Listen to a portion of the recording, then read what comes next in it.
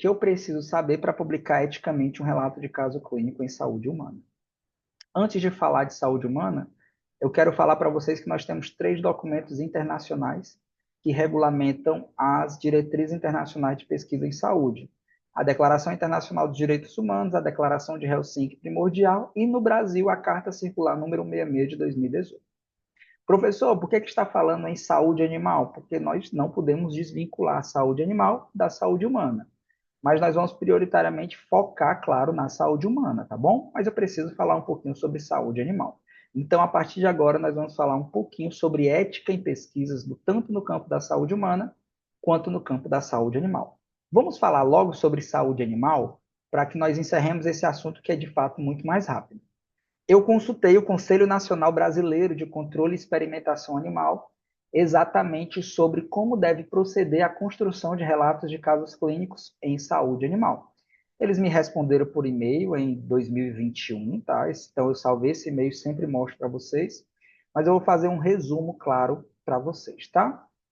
Esse artigo esse artigo é um artigo de um modelo experimental, é um animal que foi submetido à indução de lesões orais, de mucosites orais, através da indução utilizando-se de 5-fluoracil, ou seja, um quimioterápico. Todos sabem que a quimioterapia ela causa lesões no trato digestivo, seja superior, seja inferior, e essas lesões debilitam muito o paciente, dificultando até a sua alimentação no período de quimioterapia. Esses pesquisadores, eles investigam exatamente possibilidades terapêuticas para minimizar ou erradicar essas lesões orais em tratamentos quimioterapêuticos e especificamente com a utilização de 5-fluoracil. Aqui vocês podem ver a mucosa oral de um animal, uma mucosa íntegra, ou seja, aquele animal que não foi submetido a 5-fluoracil, a nível macroscópico e a nível microscópico. Por outro lado, nós temos aqui um animal que foi submetido a 5-fluoracil, com áreas purulentas, com áreas de necrose, com áreas de apoptose, com processos inflamatórios agressivos a nível microscópico, mostrando de fato em uma imagem clínica, o efeito claro do 5-fluoracil na mucosa oral de modelos experimentais. Dica de pesquisa com saúde animal. Se o seu relato de caso for proveniente de um animal submetido à experimentação, você tem que ter aprovação ética de um comitê de ética em pesquisa com saúde animal. Obrigatoriamente. Se for proveniente de experimentação, aprovação do comitê de ética em pesquisa com saúde animal. Mas, professor, e se o meu animal for de um atendimento clínico veterinário, como, por exemplo, esse tumor venéreo transmissível em um animal de raça mista? Por exemplo, nós conseguimos ver aqui o tumor venéreo a nível macroscópico e a nível citológico. Professor, por que você fala tanto de saúde animal?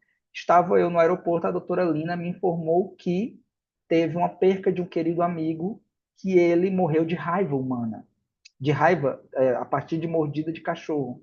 Nós vivemos sobre zoonoses, pessoal.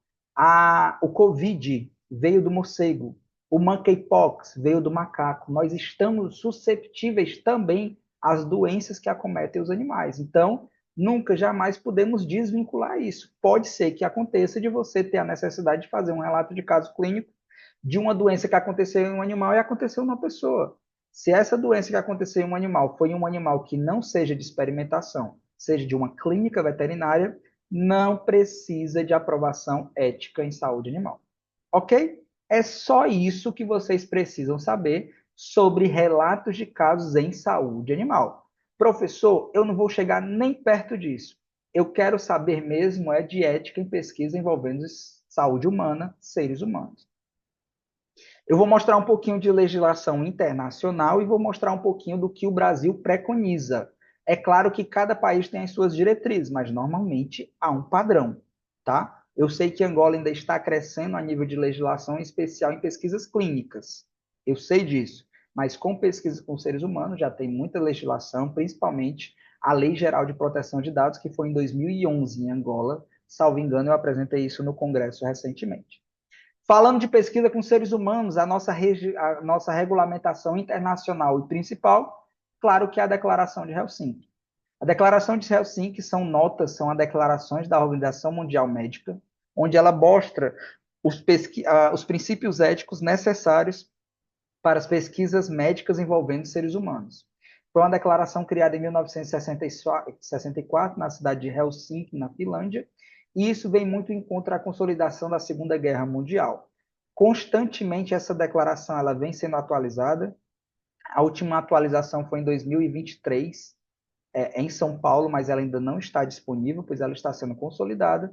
Então, entendemos que a última atualização foi em 2013, aqui na minha cidade, no estado do Ceará, na capital Fortaleza, onde ela foi atualizada pela 64ª Reunião Internacional da Associação Médica Mundial, onde ela foi as suas devidas atualizações. Nós acreditamos que ela vai se atualizar ainda mais, principalmente com o avanço da inteligência artificial, tanto na assistência clínica, como principalmente na assistência a pesquisas científicas. O que é que essa declaração preconiza? Que ela preconiza que é uma declaração de princípios éticos para investigação médica envolvendo seres humanos, incluindo investigação sobre materiais e danos humanos identificáveis. Qualquer informação do paciente é do paciente, então tem que ter o consentimento do seu paciente. E ela preconiza que sempre a saúde do seu paciente será a sua primeira consideração. Jamais, jamais, jamais o médico deve agir, ou o profissional de saúde deve agir, no interesse do paciente a promover cuidados médicos que talvez possam enfraquecer a condição mental ou física do paciente. Nunca, jamais vou fazer pesquisa que possa tornar maléfico o tratamento do meu paciente. Jamais. A prioridade é a assistência do meu paciente. E isso é preconizado também pelo conceito de consentimento em saúde determinado por essa declaração. O respeito devido à dignidade humana exige que toda pesquisa se processe em consentimento livre e esclarecido, ou seja, toda pesquisa deve ter um documento que regulamenta a sua autorização por parte do participante. Indivíduos ou grupos que, por si só, ou por seus representantes, caso seja desletrado, por exemplo, ou caso seja uma criança, manifestem a anuência à participação na pesquisa. Somente se faz pesquisa mediante TCLE. Ponto e basta. O TCLE é um documento que é um requisito ético para a maioria dos estudos e que ele tem como princípio básico ter um consentimento do seu paciente sobre todas as informações que você vai precisar expor na investigação. Professor, no meu caso clínico, eu tenho que mostrar os olhos do paciente porque é um distúrbio ocular. Eu posso identificar o meu caso clínico no meu artigo? Pode, é só pedir autorização. Professor, eu tenho que mostrar uma região genital da minha paciente, é uma região muito íntima. Eu posso identificar? Pode, se a paciente autorizar. Por escrito, assinado. Professor, eu tenho que guardar esse termo por quantos anos? Para sempre. Professor, a paciente autorizou, eu escrevi o artigo, eu publiquei o artigo, mas depois ela quis sair da pesquisa. Eu tenho que solicitar a exclusão do artigo? Tem. O paciente sempre foi, sempre é e sempre será dono da informação. Sempre.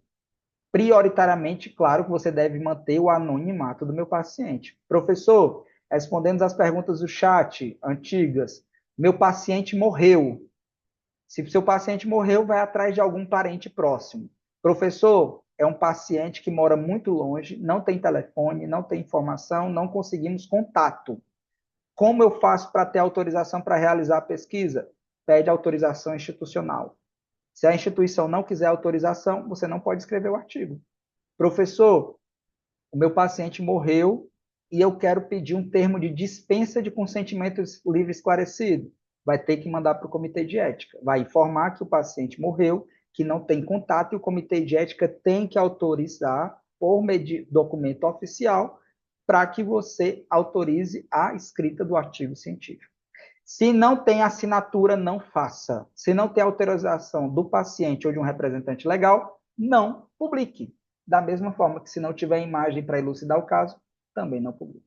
Ok? Se for criança, professor, termo de assentimento livre esclarecido, obrigatoriamente por parentes de primeiro grau, pai ou mãe. Ok? Bacana? Sempre documentado.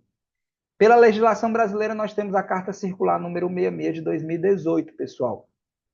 Essa carta, ela veio de encontro a muitas demandas de brasileiros que não sabiam como fazer uso do Comitê de Ética para publicar artigos de relato de caso. Então, o que é que eles faziam? Mandavam e-mails para o Ministério da Saúde perguntando: esse caso precisa de aprovação? Esse caso não precisa? É uma carta circular de 3 páginas. Recomendo a leitura, seja para pesquisadores do Brasil ou pesquisadores de Angola, porque ele elucida exatamente o que é um relato de caso, que fortalece que todas as informações desse curso eles são provenientes de informação técnico-científica. A Carta Circular número 66, feita pelo Ministério da Saúde brasileiro, preconiza que compreende-se relato de caso, eu não vou ler ela toda, só alguns pontos principais, tá? É a modalidade de estudo na área biomédica com delineamento descritivo, sem grupo controle, ou seja, não tem experimentação, de caráter narrativo e reflexivo, cujos dados são provenientes da prática cotidiana ou da atividade profissional. Portanto, no momento da elaboração do relato do caso, os eventos narrados estarão consumados, ou seja, já aconteceu. Você não pode fazer estudos prospectivos de relatos de casos. Não, você trata. Respondeu como? É raro ou incomum? Você diagnostica. É um diagnóstico raro ou incomum? Aí sim, um relato de caso. Eu não posso criar coisas novas com relatos de caso. Tem como finalidade destacar fato inusitado ou relevante, ampliando o conhecimento ou sugerindo hipóteses para novos estudos. Não se enquadra na modalidade de relato de caso, isso é fundamental. Descrições de novos procedimentos ou técnica cirúrgica, novo dispositivo ou novo medicamento. Para salvaguardar vocês, o relato de caso não é isento de riscos, podendo ocorrer quebra da confidencialidade. Esta pode trazer danos materiais ou morais ao participante e a terceiros. Não é permitida qualquer forma de identificação do paciente sem o seu consentimento. Preciso mostrar o rosto? Perde o consentimento. Não dê nada de informação que possa identificar o paciente, telefone, sobrenome, iniciais, fotografias sem autorização, porque isso pode te dar um processo criminal. Sempre tem o TCLE em um documento separado, preservando a autoria de quem coletou a imagem que nos termos da lei. Nunca, jamais faça ciência sem TCLE. Pelo amor de Deus, por favor. Nós vamos pular um pouquinho, porque isso daqui está cabendo mais à diretriz de submissão para apreciação ética. Você pode submeter um relato de caso ou um projeto de relato de caso, mas isso vale exclusivamente para brasileiros, tá bom? Então, como é que eu devo proceder? Alguém aqui perguntou também, professor, eu preciso de aprovação ética para fazer o meu relato de caso? Depende. Como é que nós devemos proceder se nós estivermos falando de pesquisadores brasileiros? Todos os meus alunos submetem o seu relato de caso para a Plataforma Brasil, o Comitê de Ética. Todos, todos, todos, todos, tá? Por quê? Porque a submissão de um relato de caso na Plataforma Brasil é mais simples do que um estudo experimental. Então, funciona como treinamento. Agora, eu vou falar como editor-chefe de uma revista internacional. Eu sei que em alguns países, não vou citar quais, mas em alguns países, não é obrigatória a aprovação ética para um caso. Eu sei disso. Mas para o Brasil é. Como a nossa revista ela é internacional, ela tem que manter o processo de isonomia. Eu não posso obrigar um pesquisador do Japão a submeter o seu projeto na plataforma do Brasil e ter a aprovação ética, se a legislação dele permite com que ele escreva um relato de caso sem tantas regras éticas, sem aprovação ética. Então, qual é a minha dica principal para vocês? Obrigatoriamente, TCLE. Tem que ter. Se não tem, não tem artigo. Preciso de aprovação ética de comitê de ética? Depende da revista. Se for para uma revista brasileira, os pesquisadores brasileiros precisarão. Mas para a revista internacional, é muito provável que não. Que não. Se ela pedir, você manda para o seu comitê de ética local. Mas é muito difícil, tá bom? O que é que eu faço, professor? Escreve essa frase. Nós declaramos que o paciente aprovou o estudo pela assinatura de um formulário de consentimento informado e o estudo seguiu os guidelines éticos estabelecidos pela Declaração de Helsinki. Ponto. Copia isso lá na seção ética, diz que o paciente assinou o TCLE e tem o TCLE, porque a revista pode pedir. Nós submetemos um artigo agora para o jornal egípcio de neurociência e eles pediram o TCLE assinado. Tá bom? Ok. Pessoal, alguma dúvida sobre isso? Eu vou passar muito superficialmente sobre um pouquinho que eu quero mostrar para vocês sobre Plataforma Brasil, tá? Eu quero que meu relato de caso clínico seja apreciado eticamente por um comitê de ética. Pessoal, não posso falar sobre Angola, eu sei que tem muitos angolanos aqui. Então, não sei como é a tramitação. Eu acredito que ainda seja no papel. O que eu preciso falar é que no Brasil nós temos uma regulamentação nacional. É um sistema informatizado em que o Brasil controla todas as pesquisas. Mas não é um controle de rigidez. Não. É só um arquivamento. É um sistema que arquiva todas as pesquisas com seres humanos. Simples assim. Tá bom? E foi um projeto iniciado em 2008, está em funcionamento há 12 anos, desde 2012, e é controlado pelo Ministério da Saúde. É gratuito, gratuito, não custa nada. E também é permitido para pesquisadores estrangeiros. Professor, a Plataforma Brasil, ela é um processo centralizado ou descentralizado? Descentralizado. Toda instituição no Brasil, faculdade, hospital, universidade, grupo, instituto de pesquisa, eles têm o seu próprio comitê de ética. Você submete na Plataforma Brasil, ele vai para Brasília, porque é a capital do Brasil, e do Ministério da Saúde ele encaminha para aquele comitê de ética mais perto da sua instituição, ou aquele que você disse no seu projeto que eu quero que seja avaliado pelo comitê de ética da minha instituição. Mas tem alguns apontamentos que, se a sua pesquisa for daquele tipo, não é o comitê de ética local que vai avaliar, e sim o CONEP lá em Brasília. São esses tipos, se o seu artigo, se o seu projeto for de genética humana, reprodução humana, novos equipamentos, novos procedimentos, se fizer uso de populações indígenas, biossegurança, como no nosso caso, pesquisa com cooperação estrangeira, e a critério do CEP, ele pode ser encaminhado de fato para o Comitê de Ética Nacional e ser avaliado por uma comissão nacional, exceto uma comissão local, tá bom? Professor, como funciona a Plataforma Brasil? Essa plataforma é gratuita, você faz um cadastro e submete o seu projeto. Professor, é fácil? Não, não é fácil. Tem muitos detalhes que tem que ser rígido na escrita para cumprir os princípios éticos nacionais e internacionais. Professor, mas você disse que pesquisadores estrangeiros podem também fazer o cadastro. Pode, pode. Está aqui, ó, angolano. Todas as nacionalidades podem fazer. Professor, então como eu faço, eu, pesquisador angolano, faço para ter a apreciação ética do Brasil para o meu projeto de pesquisa? Dentro da sua equipe de pesquisa tem que ter um pesquisador brasileiro. Ponto. Ah, professor, então eu posso usar, mas eu tenho que ser vinculado a algum pesquisador brasileiro? Sim, você pode usar. Por exemplo, eu tenho um projeto, eu não tenho aprovação ética do meu país, não consegui, o processo é demorado, dificultoso e tal, eu quero usar do Brasil. Posso usar? Pode. É só se filiar a um pesquisador brasileiro, tá bom? Eu vou pedir licença aos brasileiros, tá? Por quê? Porque isso daqui não cabe à grande massa que nós estamos falando de pesquisadores de Angola.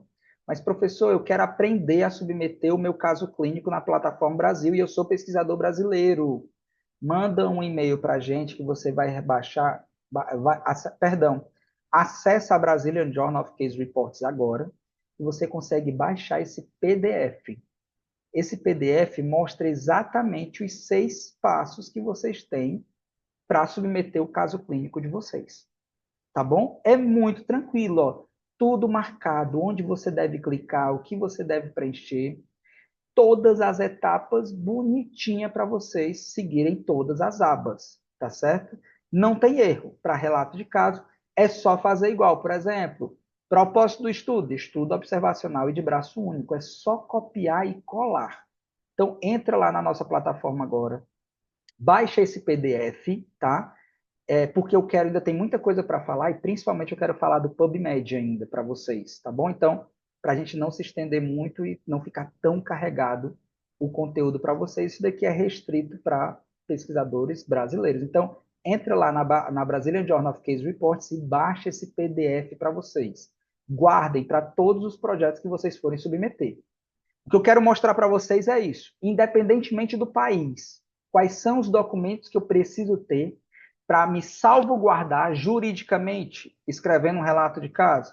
Você tem que ter a declaração de todos os pesquisadores que escreveram o artigo ou que participaram do atendimento do paciente e que queiram entrar na pesquisa. Obrigatoriamente, claro, termo de consentimento livre e esclarecido. Termo de fiel depositário, que é aquele funcionário do hospital que guarda os prontuários, que cuida dos prontuários, autorização da instituição e, claro, o seu relato de caso propriamente dito. Professor, eu quero um exemplo desses documentos. Onde é que eu consigo? É só baixar nesse QR Code. Pega esse QR Code agora, tira uma foto. Se não tiver tempo agora, eu vou mandar todo esse PDF lá no GPEC, tá bom? Esse PDF vai estar no GPEC. Da mesma forma que eu mandei, que esse curso foi aplicado em Lubango, esse PDF vai estar lá no GPEC, para que vocês possam baixar de novo esses artigos, acessar esses QR Codes e poder ter acesso a esses documentos, ok? Acesse esse QR Code que vocês conseguem baixar tranquilamente um exemplo desses documentos. Professor, eu preciso editar? Precisa. Você precisa adaptar os documentos para a sua realidade. Mas são exemplos bastante generalistas e bastante aplicáveis a qualquer tipo de relato de caso clínico. Ok? De posse de todos esses documentos, você finaliza a sua submissão na plataforma Brasil e aguarda as considerações. Para quem nunca viu um parecer de um comitê de ética brasileiro, ele tem essa estrutura, tá? Ele tem essa estrutura, tem a logo da plataforma Brasil, eu deixei embaçado exatamente para vocês não terem dados da pesquisa, tá bom? Foi de um hospital muito conhecido. Temos aqui o número de aprovação do parecer, que é um número nacional, e o número local do seu parecer, com data, com toda a descrição do seu parecer, consubstanciado do Comitê de Ética em Pesquisa. Então, você recebe esse documento e, caso a revista peça, você apresenta esse PDF, mesmo que em língua portuguesa, porque a sua língua oficial é portuguesa. Não é obrigado a traduzir, tá bom? Gostaria de dizer que eu sei que muita coisa avançou em Angola no aspecto ético desde o ano passado. Eu estive presente no primeiro workshop de integridade e ética na investigação científica. Foi um encontro muito rico de trocas de experiências. E aqui nós, de fato, falamos sobre a importância do crescimento da ética em pesquisa com seres humanos, em especial em pesquisa clínica. Então, vocês que estão iniciando hoje com a escrita de relato de casos, participem desse movimento. Construam esse movimento juntos a todas as equipes para que, de fato, vocês façam pesquisa ética, respeitando sempre e há muito rigor todas as informações do caso clínico de vocês. Ok? Bacana?